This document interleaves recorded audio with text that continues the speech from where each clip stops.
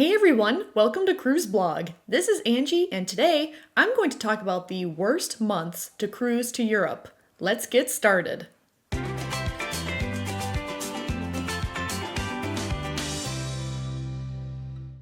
Though there are year-round sailings to Europe, the peak of the European cruise season falls in the late spring, summer, and early fall. Compared to the Caribbean, those embarking on a European cruise are more focused on sightseeing versus lounging in a chair on the Lido deck or snorkeling in the crystal clear waters. Additionally, the itineraries are more diverse. While those sailing to the Caribbean are seeking a warm weather getaway, a European cruise could be comprised of sailing through the dramatic fjords of Norway or island hopping in Greece. Before booking a cruise that likely requires extensive pre-cruise travel, it's important to know what to expect and plan accordingly. European cruises in May differ from those in October, regardless of which region you're sailing to. Overall, the worst months to cruise to the Mediterranean and Greek Isles are June, July, and August. Typically, when one thinks of a European cruise, they do not envision sailing to colder weather destinations.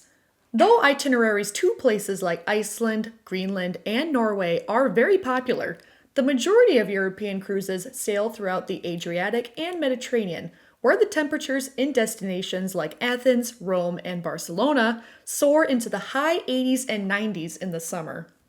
While the Bahamas and the Caribbean have similar temperatures, it's easier to bear the hot weather when you're lounging on the beach and relaxing in the onboard pool. In contrast, exploring historical sites in the heat is more challenging. If you have to cruise during the warmest months due to scheduling conflicts, take precautions to stay comfortable and safe. Lightweight, breathable clothing will keep you cool, while drinking plenty of water will ensure you don't get dehydrated. It's also smart to take breaks in shaded areas whenever possible. Those who are prone to overheating may benefit from early morning excursions that avoid the peak heat of the day. If that is not an option, consider water-based tours, such as a sailing tour. In addition to high temperatures, the summer months see an increase in land tourism. With cruise ships sailing at or very close to full capacity and an influx of land-based travelers, you'll be greeted by large crowds at popular sites, such as the Vatican and Parthenon. With so many other passengers interested in seeing the same sights, ship-sponsored shore excursions tend to book up quickly, especially in cities where the ship docks far away from the main attractions, including Rome, Florence, and Paris. If you plan on foregoing ship-sponsored excursions, do plenty of research to ensure you're booking with a reputable company that will provide a well-organized experience without jeopardizing missing the ship's all-aboard time. August is one of the busiest months, as this is when Europeans tend to plan their vacations. If you're cruising to somewhere in southern Europe, such as France or Greece, plan to encounter higher crowds than sailings in June and early July. An increased demand in tourism comes with higher prices regarding both cruise fares and plane tickets. Due to the school calendar, a lot of families cannot sail during the shoulder season and have to plan their summer vacations for June, July, and early August. Even those without children may be bound to the summer months due to their work schedules. When browsing Disney Cruise Line's itineraries for summer 2025, a 7-night Mediterranean cruise from Barcelona aboard the Disney Fantasy starts at $4,730 for 2 passengers in an inside cabin in May. The same itinerary increases to $6,815 in July.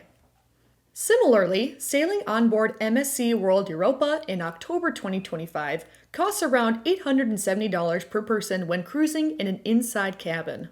Those who opt to cruise in July or August will see fares as high as $1,309 per person. It's not uncommon to see higher airfare prices either. Living in the Midwest, flying to places like Rome in June, July, and August often cost around $1,200. Direct flights typically cost more, with American Airlines charging a whopping $1,600 per person. If you're like me and like to use credit card points or airline miles to help offset the cost of airfare, you'll want to book your cruise in advance, as reward tickets are limited and tend to sell out months before the departure date. In addition to enjoying fewer crowds during the shoulder season, the lower fares can help you maximize your vacation budget, as you can splurge on shore excursions or cruise add-ons like drink packages, Wi-Fi, spa treatments, specialty dining, and more. Compared to the Bahamas and the Caribbean, excursions tend to be more expensive. While you can often book an ATV tour for $150 per person or a snorkeling adventure for less than $100 each, excursions to places like Sorrento, Italy from Naples can cost upward of $300 per person. So, saving money on the fare can help offset the higher excursion prices. Now, the best months to cruise to the Mediterranean and Adriatic are May, early June, and September. These months tend to see lower prices and fewer crowds compared to the busy summer months. As many children are still in school, there's less of a demand for cruising, as well as land-based travel. Plus, you'll still have plenty of choices when it comes to ship selection, as the majority of mainstream cruise lines begin their season deployment in Europe around April and May, with the season concluding as late as November. Though the shoulder season months typically see cooler temperatures, it is never a guarantee. When I sailed to Europe for the first week of June, I was taken back by how warm it was in Rome, especially as I had spent a week in mild London the week before. I was just as surprised when I disembarked in Ibiza with cloudy skies, making it far too chilly to enjoy the beach as I had hoped. Northern Europe is a tad different. Rather than seeing favorable conditions in the spring and early fall, you'll want to book a cruise in June, July, or August. While you'll find more cruises to the Mediterranean and Adriatic, you shouldn't immediately disregard sailings to Northern Europe. Cities like Amsterdam, Reykjavik, and Brussels have their own unique charms and attractions. Northern Europe cruises feature stunning landscapes and vibrant cultural experiences. That being said, the weather is far more unpredictable than in Southern Europe, meaning the shoulder season can often come with unfavorable conditions. Though the cruise fare in the early and late season is undoubtedly more affordable, those embarking on a once-in-a-lifetime sailing may prefer to wait until June, July, or August when there tends to be sunnier skies and warmer temperatures. If you wait until the later portion of the season, you will find far fewer itineraries, as many mainstream cruise lines pull their ships in October to reposition them to warmer climates. For example, in July 2025, Norwegian Cruise Line offers 14 different itineraries to Northern Europe, ranging from a 9-night cruise on board Norwegian Sky to a 14-night sailing on board Norwegian Star, whereas the number decreases to 8 in October and just 1 in November. Regardless of when you sail, don't forget to purchase travel insurance. Even the most well-thought-out vacation can take a turn for the worse due to unforeseen circumstances. Just as you have insurance on your home and car to protect those valuable investments, the same should be done for vacations. Whether you're cruising during the shoulder season or splurging on a suite during the peak season, you can protect your investment with travel insurance, which will provide peace of mind in the event that there's a sudden death in the family or your airline loses your luggage en route to your final destination.